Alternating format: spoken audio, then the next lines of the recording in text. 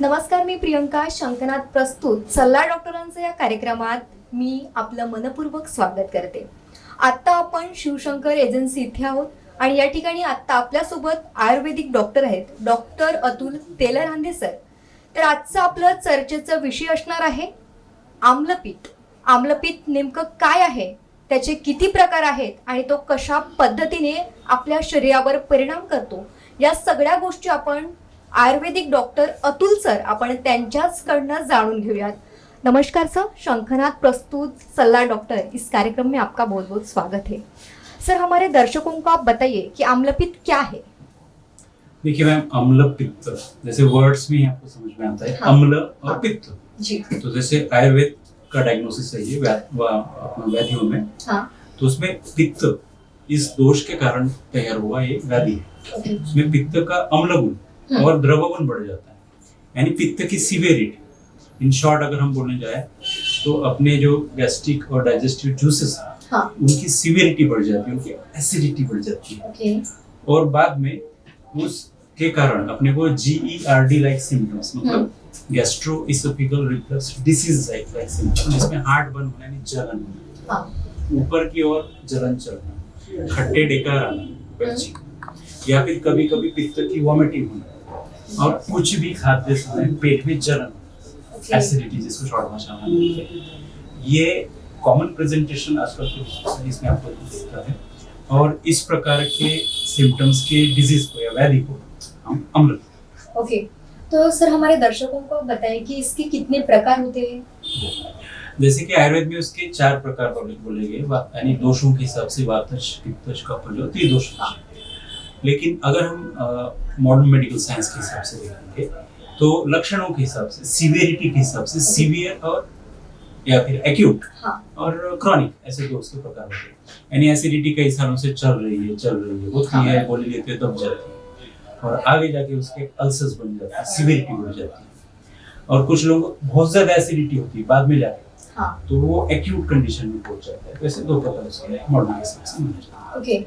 तो सर, मुझे बताइए कि आज की जो युवा पीढ़ी है वो ज्यादातर फास्ट फूड, जंक फूड इसके प्रभाव में है, इसके प्रभाव में जीते हैं, वही खाती है, उनको वो खाना ज्यादा पसंद होता है. तो मुझे बताइए कि मतलब उसका और इस आम्लपित्त का क्या संबंध है और वो किस प्रकार से इस आम्लपित्त में कार्य करती है. एग्जैक्टली, बहुत अच्छा क्वेश्चन पूछा आपने, एकदम मर्म पे उंगली रखने वाला है.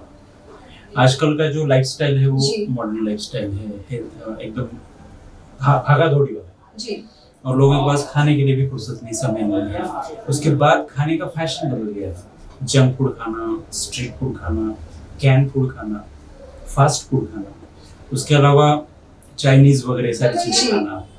तो यू कैन से इस काइंड का जो फूड है, जैसे pizza, burger, noodles, pasta, Manchurian, इस काइंड के जो फूड आप खाते हैं और इस खाने के उसके जो टाइमिंग्स हैं, यानी फ्रिक्वेंटली खाते हैं, बार बार खाते हैं, स्पाइसी ज्यादा खाते हैं, ऑयली ज्यादा खाते हैं, तो ये लाइफस्टाइल खाने के बारे में. और टाइमली ना खाते, अगर वो समय पे नहीं खाना खाते, लेट नाइट खाना, उसके बाद जागरण करना, टाइमली नहीं सोना, समय पे खाने का टाइम होता है दिन का.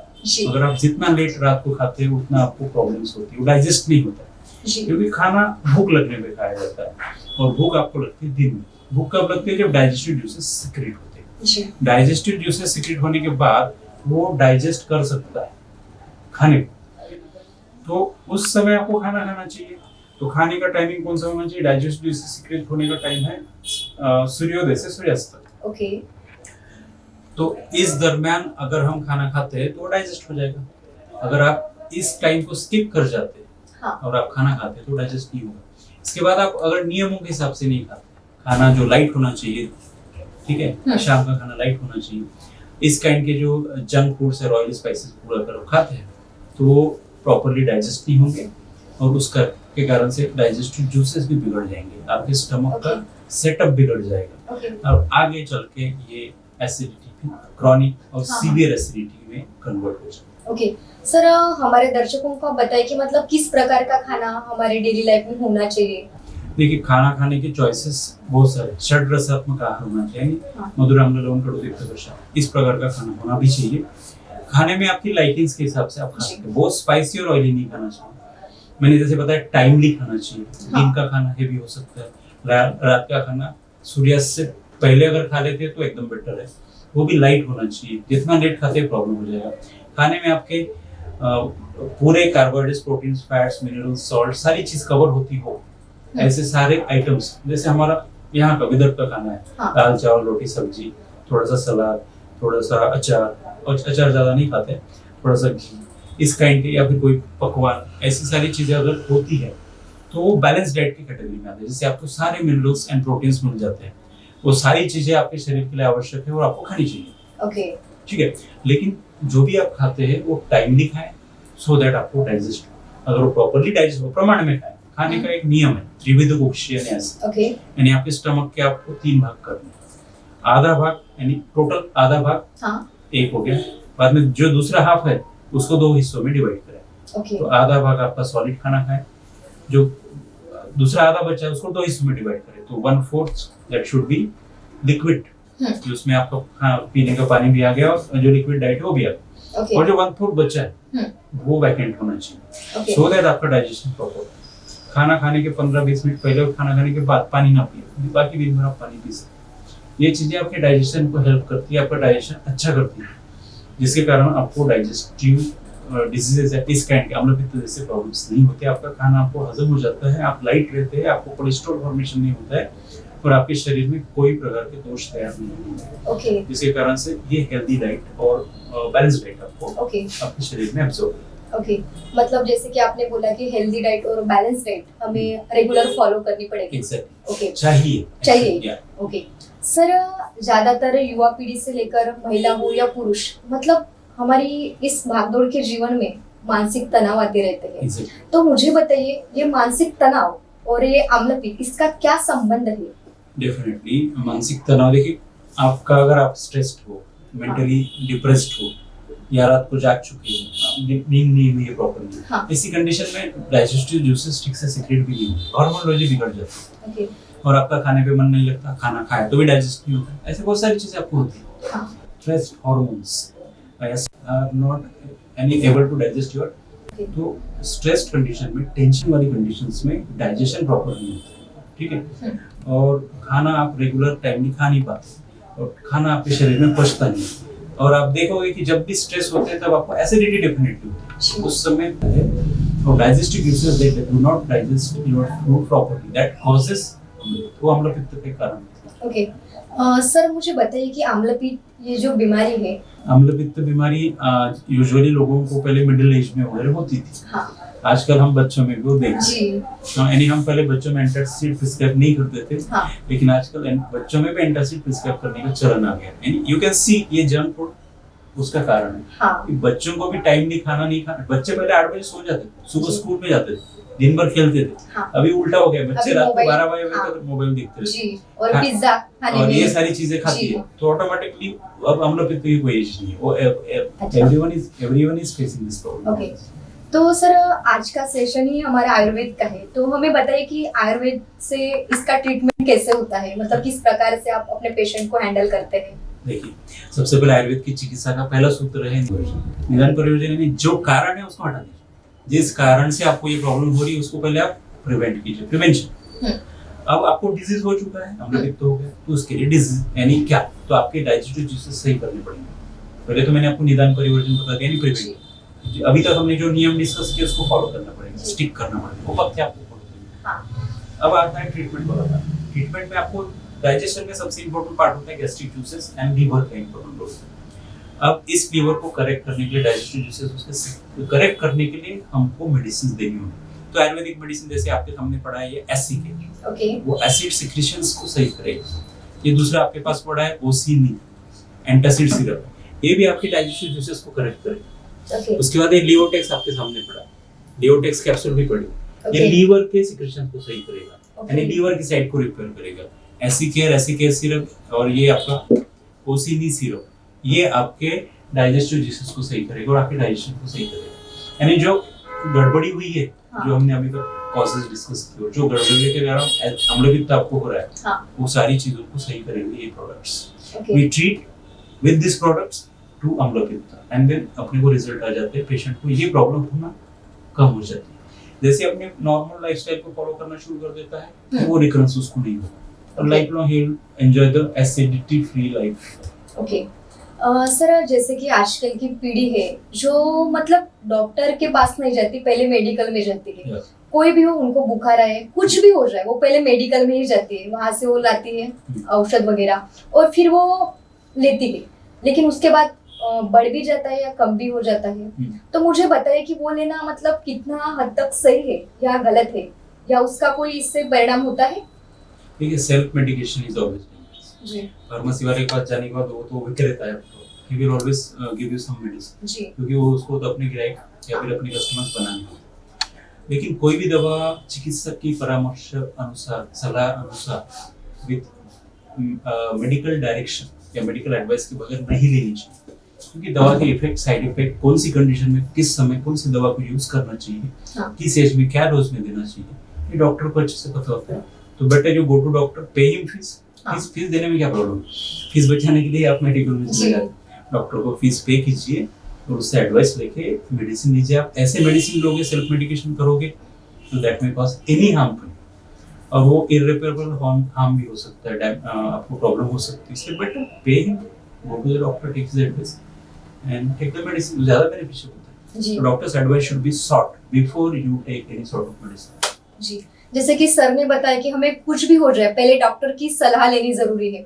सर मुझे बताइए कि मतलब अगर आम्लपित्त है या कुछ भी हो जाए तो मतलब हमारे प्रेक्षकों को आप ऐसा क्या बताना चाहोगे, क्या संदेश देना चाहोगे हमारे इस चैनल के माध्यम से? देखिए, आज सबसे महत्वपूर्ण संदेश यही बताना चाहूंगा कि हम जो भी खाते हैं जी वो डाइजेस्ट होता है अपने शरीर में, अलग अलग धातुओं को उसका। तो आप जो खाओगे वो परफेक्टली अगर डाइजेस्टेड होगा तो सारे धातुओं को सही पोषण मिलेगा।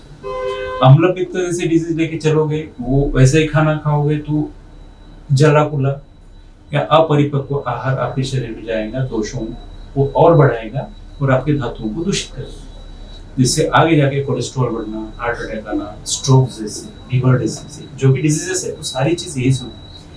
आपके सारे जीआई सिस्टम को सही रखना जरूरी है।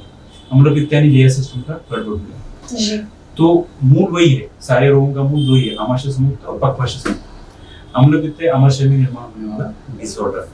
तो अगर आमाशय खराब हो गया यानी अम्लपित्त हो गया, यानी प्रॉपर डाइजेशन नहीं हो रहा है, इसी कंडीशन में ये होगा कि जो भी आप खा रहे हो प्रॉपर्ली डाइजेस्ट नहीं हो रहा, वो डाइजेस्ट होने के बाद प्रॉपर मेटाबॉलिज्म नहीं हो रहा, आपकी बॉडी में सही आहार का पोषण, आहार रस नहीं पहुंच पा रहा, जिसके कारण अनेकों डिजीज आपके शरीर में तैयार हो जाएंगे। सो अम्लपित्त को लाइटली ना लें, डाइजेशन को लाइटली ना लें। परफेक्ट डाइजेशन, परफेक्ट खाना, परफेक्ट डाइजेशन, परफेक्ट न्यूट्रिशन आपका अधिकार है, जन्म सिद्ध अधिकार है, वो आपको पाना है। उसके लिए आपको थोड़े नियम का पालन करना पड़ेगा, कभी कभी डॉक्टर की एडवाइस लेनी, यही मेरा संदेश। ओके सर, जैसे कि हमारे भारतीय संस्कृति में योग ये महत्वपूर्ण है, तो आयुर्वेद और योग इसको आप कैसे डिफाइन करोगे अपने शब्दों में? देखिए, योग है चित्त वृत्ति निरोध। योग का मतलब ही होता है मन की वृत्ति का निरोधन, उसको कंट्रोल में रखो। जी और शारीरिक जो भी योगासन वगैरह होता है वो सारी चीजें, योग यानी बहुत बड़ा डेफिनेशन। तो ये सारे योग अगर आप करते हो प्रॉपरली तो आप अपने मन को कंट्रोल में रखते हो, मन को कंट्रोल में रखते हैं, शरीर को कंट्रोल में रखते हो, हार्मोन्स को कंट्रोल में रखते हो, धातु और दोषों को कंट्रोल में रखते हो, जिसके कारण आप अपने आप को एक डिसिप्लिन आदमी बनाते हो। तो डिसिप्लिन आदमी का काम क्या होता है? डिसिप्लिन आदमी प्रॉपरली खाना पीना करेगा, ये सारी प्रज्ञा प्राप्त नहीं करेगा, और अकॉर्डिंगली योग से आप अनेकों डिजीजेस के ऊपर कंट्रोल पा सकते जी। हैं। सो योग और आयुर्वेद एक साथ ही चलते हैं, ओके क्योंकि आयुर्वेद का ही अंग एक योग होता है। फॉलो आयुर्वेद के जो नॉर्म्स है, आयुर्वेद के जो परामर्श या आयुर्वेद की जो सलाह या उपदेश है, उसको फॉलो करो, योग को फॉलो करो, आप हमेशा निरोगी निर्विकार रहो। ओके सर, मुझे एक बात बताइए कि हमारे भारत देश में आम्लपित्त के कितने लोग हैं, मतलब कितने प्रतिशत लोग इसका शिकार हो रहे हैं अभी तक? आप देखिए, अम्लपित्त हर दूसरे आदमी को मिलेगा, आपको कुछ एसिडिटी होती है, हाँ बोलते हैं, बिकॉज ऑफ दिस लाइफस्टाइल। आप समझ लीजिए, आप जस्ट पूछिए, more than 80% people have this problem. Okay Yeah, definitely. Okay जसं की सरांनी सांगितलं की आपल्या भारतीय संस्कृतीमध्ये योग हे महत्त्वपूर्ण आहे आणि फास्ट फूड आणि जे जंक फूड आहे, आजची आपली जी तरुणाई आहे, जी सतत मोबाईलच्या विळख्यात राहणारी तरुणाई आहे, आणि फास्ट फूडच्या प्रभावात जगणारी तरुणाई आहे. त्यांचं खाण्यावर कंट्रोल नाही आहे. तर जसं सरांनी सांगितलं की आपलं कंट्रोल खाण्यावर असायला हवं आणि नेहमीच आपली लाईफस्टाईल ही नियमित असायला हवी. तर सरांनी आपल्याला खूप सुंदर अशी आम्लपीत यावर मार्गदर्शन केलं. त्यांनी त्याचं प्रकार काय असतात, ते कशा पद्धतीमध्ये आपल्या शरीरावर काम करतात आणि त्यावर आपण काय उपाय करू शकतो, या सर्व गोष्टी सरांनी आपल्याला खूप सुंदररित्या सांगितलं. सर, तुम्ही आम्लपीत या विषयावरती आम्हाला प्रेक्षकांना आणि आमच्या शंखनाद टीमला वेळ दिली आणि सल्ला डॉक्टर या कार्यक्रमात आलात. आपलं खूप खूप आभार. Thank you so much sir. आता वेळ झाली इथेच थांबण्याची. पुन्हा भेटूयात पुढील सत्रात. तोवर बघत राहा शंखनाद आवाज सत्याचा. नमस्कार.